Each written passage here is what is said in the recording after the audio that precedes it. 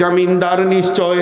কৌ শেষ করে দেখো যদি কেহ জানের জামিন হয়। তাই বসে ইসাহাক নামে জনৈক মুসলমান আগাইয়া এলো রাজ দরবারে, শুনে নাহি ফরমান।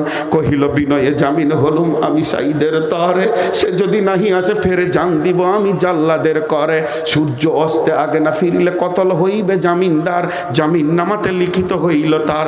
আরবি অশ্বে আরোহণ করি সাইদ ধরিল পথ, ঘরমুখী ঘোড়া বাঁধা হিম ছুটে যেন বায়ুরথ। দরবারি লোক যত বলা বলি করে বোকা ইসাহাকের মতো, এ জগতে নাই না হলে সে কি জানের জামিন হতো। পরের কথায় বিশ্বাস করে হেলাইয়ে দিবে সে জান, আহা বেচারার আহমকি দেখে কেঁদে ওঠে মোর প্রাণ। লাল রঙে রাঙা হইয়াছে মেঘ, সূর্য বসিছে পাটে, কুলাই ফিরিছে বেহুক বেহুকি নৌকা লাগিছে ঘাটে। মরুর মাঠ আর জঙ্গল হতে ফিরিছে দুম্বা দল, ফিরিছে উঠ সুদূর বনে শোনা যায় কলরল। মসজিদে চলেছে মুয়াজ্জিন, চলেছে মুসাল্লিগণ, মাগরিব হতে দেরি নাই আর বেশিক্ষণ। এখনো কিন্তু সাইদ ফিরেনি, পথে তার দেখা নাই। নজর ফিরাইয়া দেখে লোকজন, আশা দেখি না তো ভাই, আশা দেখি না তো ভাই।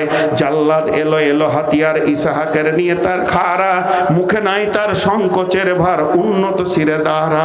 জাল্লাদ বাদশার দিকে চেয়ে আছে, সব দেরি নাই। জাল্লাদ হাকে ইসাহাক, ইসাহাক হও তুমি প্রস্তুত, প্রাণদণ্ডের আসামি ফিরিবে আশা তো অদ্ভুত। সূর্য ডুবিতে শিকি খাঙ্গি বাকি আন্ধার চাকিছে আলো, ঘৃণা অপমান মুসলিম দিগরের মুখমণ্ডলী হলো কালো। বিহরণের ভয়ে মরণের ভয়ে ভীত হয়ে খিলাপ করিবে বাত, মুসলিম হয়ে ইতিহাস মাঝে এতখানি হীনজাত।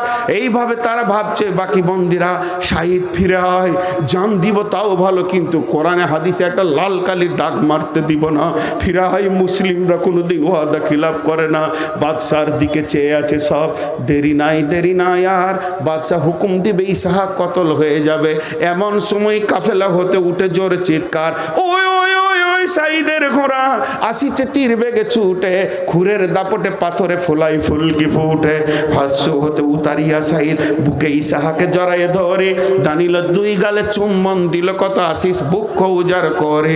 তারপরে গেল উন্নত শিরে রাজা জাল্লাদের কাছে, বলিলে বন্ধু প্রস্তুত আমি, এখনো তো ঠিক সময় আছে।